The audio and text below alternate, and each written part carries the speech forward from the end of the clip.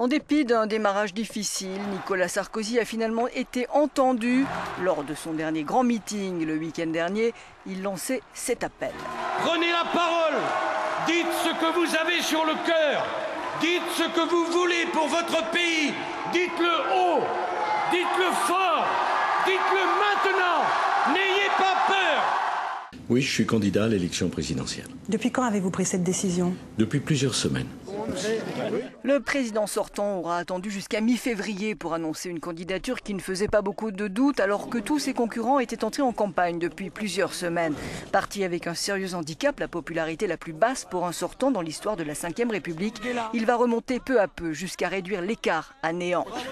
En 2007, lorsque Sarkozy met son bulletin dans l'urne pour le second tour des présidentielles, il est sur le point d'accomplir le rêve de sa carrière politique. Élu avec 53% des voix, porté par un réel enthousiasme, il est alors au top de sa gloire. Mais sa vie privée, qui se délite, s'affiche un peu trop dans les journaux. Un divorce, un remariage avec le mannequin Carla Bruni, naît l'image d'un président bling-bling. Puis ce sera la crise financière mondiale et le duo avec l'autre femme qui marque son mandat, Angela Merkel. Un couple occupé à sauver l'Europe alors que le pouvoir d'achat dégringole en France et que le chômage et l'austérité augmentent.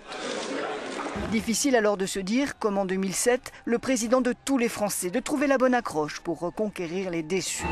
Mais Sarkozy mobilise toute son énergie. Le grand meeting de Villepinte en mars devant 50 000 sympathisants le relance dans la course. Le réel tournant de la campagne, c'est la tuerie de Toulouse. La campagne est interrompue quelques jours. Le candidat reprend ses habits de président, gère la crise, promet des mesures drastiques. Pour la première fois, Nicolas Sarkozy reprend la main dans les sondages.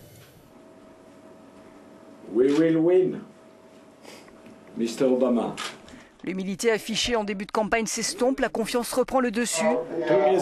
En visioconférence avec le président américain il y a quelques jours, il n'hésitait pas à faire ce pronostic, la victoire.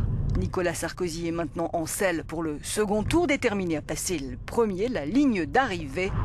Réponse le 6 mai.